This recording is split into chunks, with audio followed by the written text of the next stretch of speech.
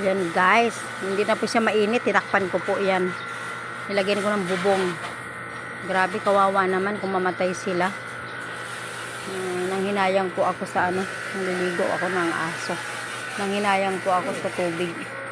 Na kung mamatay sila, sayang. Ayan, kaya yan, salamat naman na hindi na mainit dito guys, may bubong na. Salamat. Ayan guys, nilagyan ko po ng bubong, kortina yan. Grabe, grabing init. Grabe talagang init. Ganyan, no. Pag hapon naman kami dito, hindi mainit. Pag umaga lang, kasi harap kami ng araw.